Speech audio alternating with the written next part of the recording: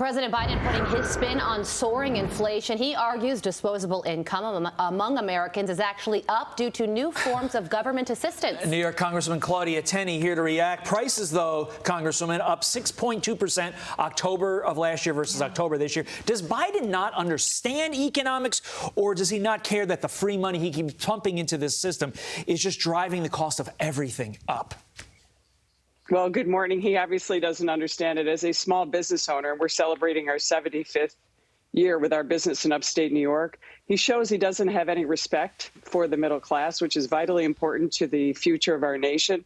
And his policies prove it. First of all, he put in the American Rescue Plan, almost $2 trillion. A lot of it went to waste, to fraud, abuse, and much of it was unspent, but caused this inflationary problem that we're having, which is why real wages have actually gone down. This bill also creates 150 new government programs, which are going to be taxed with pensions and health care.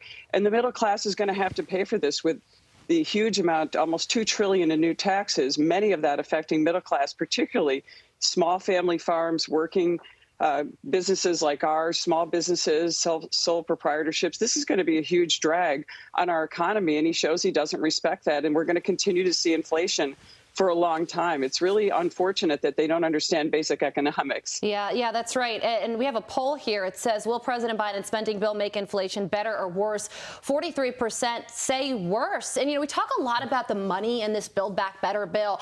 Americans are getting free money. Of course, there's no such thing as free money. And a lot of this is going to come with higher taxes and taxes on corporations. When corporations get taxed higher, usually they make up that money in another way. Jobs go down. Are you concerned that if Build Back Better passes, some people could lose their jobs?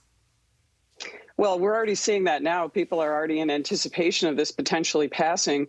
Look, we are at a reflection point in this country and an inflection point as well. Where are we going to choose dependent socialism, or are we going to reward hard work and getting people back into the labor force?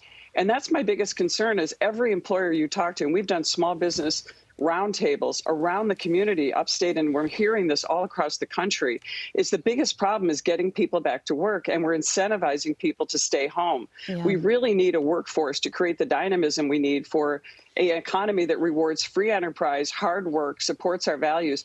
Nothing in this Biden Build Back Broke plan, as I call it, or the Build Back Beijing plan helps. We've lost so many great companies in my region where the Industrial Revolution was started, where the middle class was emboldened. Now we started bringing them back under President Trump's plan. We're going to be sending them back to China and Asia and places that are not so friendly. And Congresswoman, to that point, the New York Post has this really great editorial out, and they make the point Biden himself admits the Democrats' March stimulus helped drive up prices, yet now he wants to do the same thing again, expecting different results. Doesn't he know the definition of insanity? If you think inflation's bad now, just watch if this bill is passed. It's that revolving door, Congresswoman, where people probably have a little bit more money in their pocket, but inflation is up and it could only get worse from here. We have about 20 seconds left. I'll give you final thoughts in the 20 seconds we have remaining. Yeah, it's the same problem that politicians have. It's so tempting to continue to spend when the real the problem with not having people who have to make payroll, like I was discussing this with a small business owner yesterday, the stress of trying to run a small business, but the rewards that go with it, they're not taking that into consideration. We could end up with even more inflation, less employment, and we've got to stop spending. We've got to start making the economy more dynamic.